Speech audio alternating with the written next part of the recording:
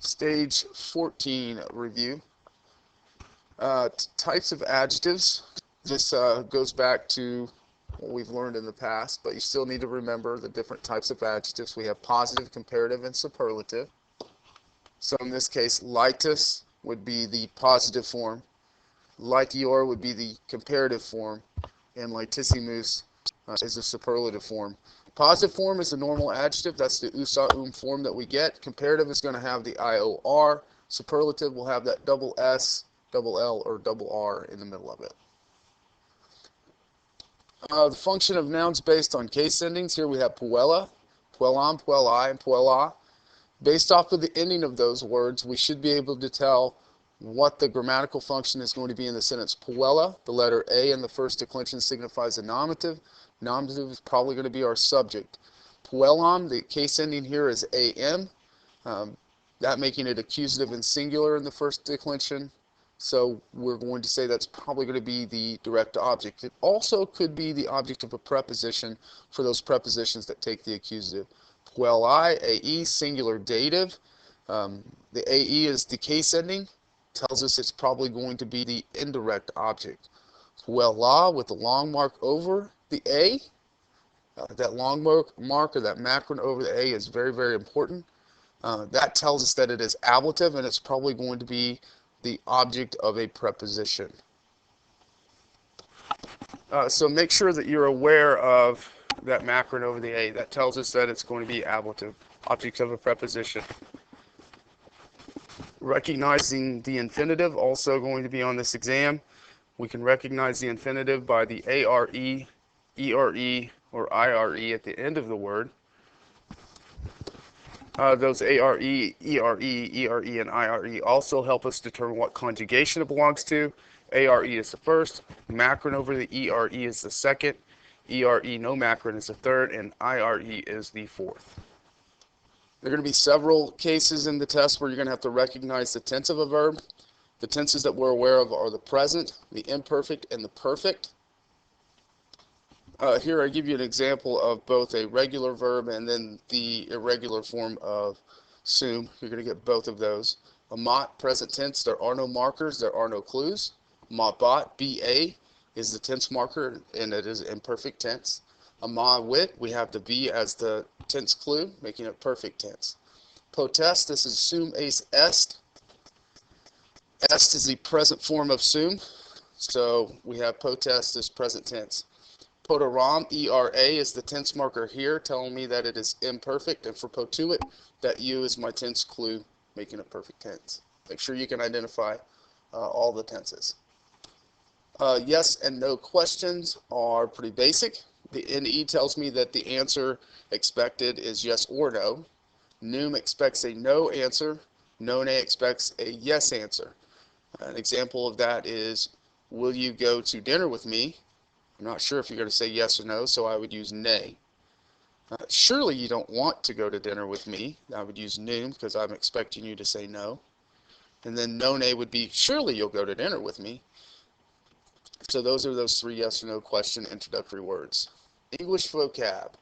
We have regicide, that is the killing of a king. Appraisal is an estimated value of something. Quotidian means that it happens every day. Deleted, that's when we take something away. Deify, we turn something into a god. Difficulty is trouble. Fidelity is a sign of loyalty. Donate, we give something. Marital has to do with marriage. Astonished is amazing or amazed. We also need to know whether or not to use the ablative or accusative case for prepositions. We need to know that per takes the accusative, cum takes the ablative, pro takes the ablative, de takes the ablative, ob takes the ablative, apud takes the accusative, in takes either one. It could take the accusative or the ablative, and prope takes the accusative. You need to recall the case endings for the ablative and accusative cases. Here I gave you the endings for the first, second, and third declensions, accusative and ablative. The accusative singular for the first declension, AMAS. The ablative singular, A. Make sure you have that macron over it. And then IS for the plural ablative. Second declension, accusative singular, OS accusative plural, O for the ablative singular, IS for the ablative plural.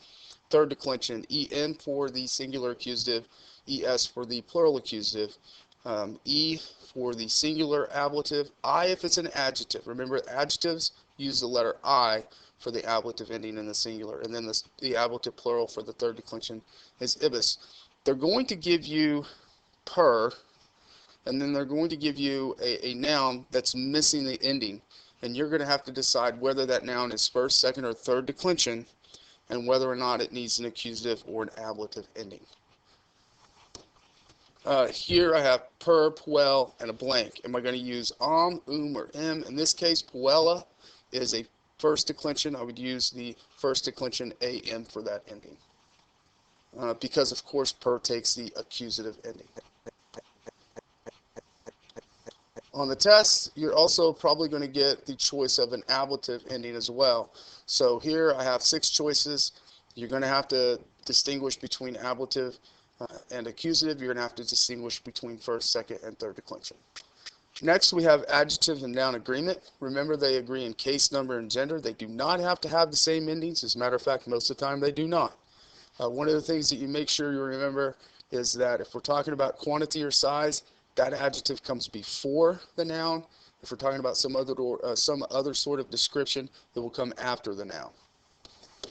Here are 2 sentences that are the same format. The difference is the adjective. In the first one, I'm using magnus, and the second one, I'm using litus. Because of this, I need to ask myself, am I dealing with quantity? Am I dealing with description? If I'm dealing with quantity, then I want to make sure that it is modifying the word before it, or I'm sorry, the word after it. If it's dealing with description, it needs to modify the word before it. It has to agree in case, number, and gender. So in the first one, I have puer magnus velam conspicit. Magnus is a form of a quantity or size. So I'm going to make it modify velam. So case, number, and gender would be, excuse me, am would be my ending for that one. In the second one, puer litus. Litus is a description. It is not a quantity or size. So it needs to modify pueri. Pueri is nominative, plural, and masculine. So my ending for litus would be the letter I. This is an important concept, and it will trip you up on the test if you're not aware of size and quantity coming before the noun and description coming after the noun that it modifies. So make sure that you're good with that. Next, we have the uses of quam. Although is going to be quam. As blank as possible is going to be quam used with a superlative adverb. How is going to be quam used as an introductory element. Could be a question, could be an exclamation. Than is used with a comparative.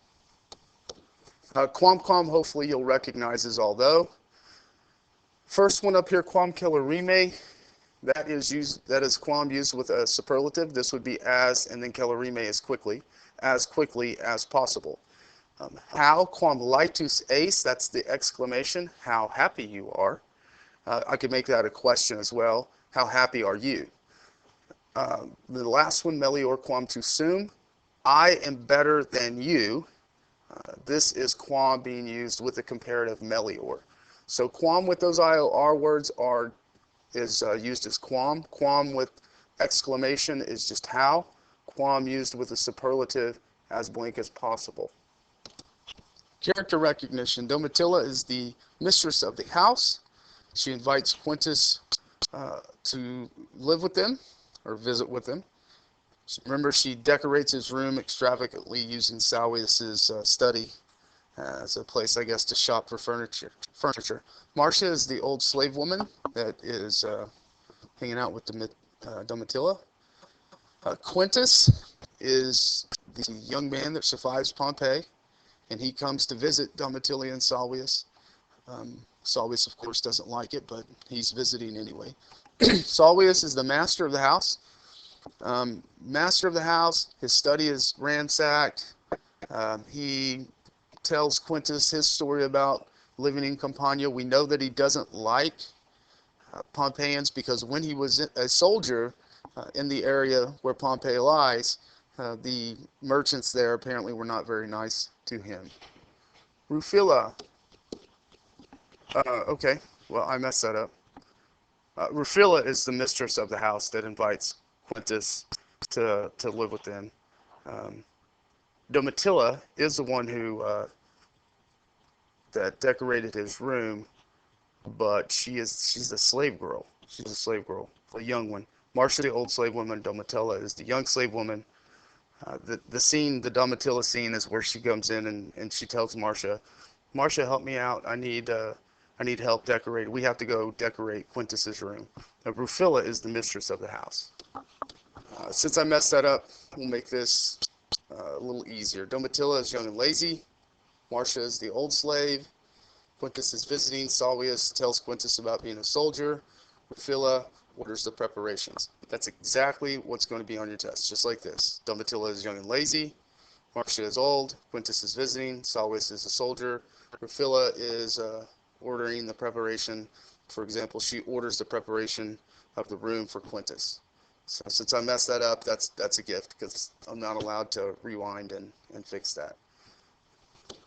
Rank and status of slaves on the farm. Biggest deal here is to understand that there are slaves that are higher ranked within the farm. For example, Domitilla, because she is closer to Rufilla, would be higher ranked than Marcia, who's just kind of an old maid that takes care of the house. You would have Breggins, for example, low, bottom of the pole. He's responsible. He's kind of a farm hand. And then you have the Warika. He's kind of the manager of the farm, so he would be higher ranked than Breggins or Filus. You have the teacher. He would obviously be, what is it? So the teacher Filus would be higher ranked than any of the slaves that are in the field.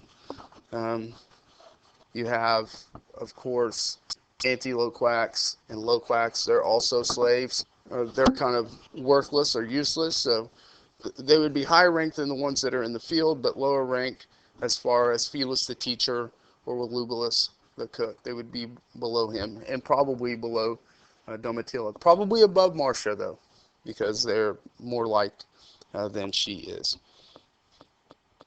So make sure that you're aware of slave ranks. So a ranking tree might look something like this. Salvius is the boss. Rufilla is secondary. Warika is the boss of all of the slaves. Volubulus, Filus, and Domitilla would probably have a similar status. Breggins is, of course, below Filus and Volubulus. And then farmhands are like the lowest of the low. Below Domitilla, as far as Rufilla is concerned, loquacs, anti-loquacs, she likes them even though they're considered useless. They do sing and dance. And then Marcia, she would be like the hardcore slave that does all the washing and the scrubbing and things like that. So that is a kind of a ranking tree of the slaves on the farm. Here's just some quick practice. Answer these questions. What kind of word is dictare? It's an infinitive. Dictate is an imperative. That's a plural imperative. Remember, we take the RE or the ERE off the end of the infinitive, and we have the imperative. If we add the TE, we get a plural imperative. Noum expects a no answer, and none expects a yes answer. These kinds of questions are on the test for sure. Recognizing tense is also something that you're going to have to do. So here you have the choice of A, B, or C for present, imperfect, and perfect. 5, 6, 7, and 8. Puebat, deliwit, habes, poterat. Tell me what tense each one of those are based off of A, B, and C. Answers should have been B, C, A, and B. Pluabat, B, A is the imperfect tense. Deliwit, V is the perfect clue, so it's C, perfect. Habes, there is no marker, there is no clue, so it's present tense. Poterat, ERA, is the imperfect marker of a assumed conjugation. You're going to have to identify what case a preposition takes. So here are 9, 10, 11, 12, 13, 14, and 15. A, ablative, B, accusative, C for both. Answer those. Answers here should be per takes the B accusative, day takes the A ablative, 11 in takes both, cum takes A the ablative, odd takes B the accusative, apud takes B the accusative, A takes A the ablative. Uses of quam also going to be on your exam. You're going to have to look at the word quam and decide whether it is although, as blank as possible, how, or than. We've kind of discussed this already. Look at it 16, 17, 18, and 19. Let's see if you can get those correct. Here the answers are for number 16, D. It's being used with a comparative pollerior, so I'm going to use that as than, D. 17 is being used with a superlative celerime. That's as blank as possible, so B. Quam is although, A. 19 quam has an exclamation at the end, so that's how, C. Finally, you're going to have to match the noun with the adjective. So in 20, we're looking at this and we're saying, okay, survey is the noun that I want to modify. It is nominative, it is plural, it is masculine. A, B, or C? Which one? A, multi, because I is the plural nominative masculine ending for multus. Notice here that multi, because it is a quantity, is before the noun. 21, we have we're, inquit, ace. This is kind of tricky because you have to know that the adjective that we're using is going to modify we're. The man is something. In this case, the man you are what? Man is nominative, singular, masculine. So I choose A, B, or C. The nominative, singular, masculine ending of stultus is US, so I choose A. If you choose, you can practice some of these. I'll give you, you can hit pause and I'll give you the answer. This is practicing some of that adjective ending stuff. Here are your endings. 1 through 5 on the left-hand side. Shouldn't have had too big of an issue with. Just make sure that you have the same case number and gender and that they're the same. On the right-hand side, a couple of tricky ones. Number 3 is tricky. Keller is already in the nominative and singular, so is Joanna, so there is no ending to add there. Number 4, Major is a comparative. Remember, all comparatives are third declension, so ES is the accusative plural ending, same as agros. The OS is accusative plural masculine. The ES is accusative plural masculine. And then number 5, kind of tricky. You have singular accusative, feminine for am, for puellam. You also need the singular accusative feminine for the third declension adjective gens and gentes, so I get em. Now our favorite part, the grammar, the cultural section. What are some of the things that would dictate where an owner built his villa in ancient Britain? Well, think about survival. What are some of the things that you would need for survival? You would need some good farmland. You would need water for sure. You would want to make sure that you weren't in flood area, that you weren't in a next to a volcano. Quintus learned that the hard way. But just the basics. Number 1, I think, would be water. I have to be close to water. Source of water, very important. I need to be close to it. What would have to be imported into the villa? Things being imported into the villa, they could basically grow their own crops and use their animals for meat and things like that. What they didn't have, they had to trade those surpluses for salt. If they wanted wine, they would have to import the wine. Also, ironware, very important. Pottery as well. They would have to import that into their villas. Which would you rather work on the farm or in the house? Obviously in the house. Farm guys, 12, 18-hour days, beaten, not treated very well, etc. How would one learn a skilled trade? If you were a slave and you were born a slave, at a very young age, especially if your father was a skilled slave, you would begin learning his trade at a very young age. Kind of like our Votex system today. What did Romans use to sweeten food and wine? Honey. They didn't have sugar. From where would water for the livestock come? It would come from a well. What animals were used as the tractors? Well, that'd be the oxen. The oxen pulled all of the plows and things, the wagons, etc. What grain would they grow on the farms? That would be wheat, primarily, maybe some barley. What fruit did the Romans bring to Britain? Cherry. Where were these crops found by archaeologists? They were found actually in the earth, still kind of process. What were some of the simple farm tools and what were they made of? Simple farm tools included scythes, sickles, whatever. They were made out of wood. Most of the British slaves would be what kind of slaves? They would be the farm slaves or the field hands. Why were bees kept? Well, obviously as a supply of honey. Under what conditions could a slave be killed by an owner? The only exception would be if there was a plot to overthrow or kill their owner. Otherwise, if you just killed a slave for no reason, well, you could be charged with murder. Hopefully this review is enough to help you do a little bit better on the test. Good luck. See you tomorrow.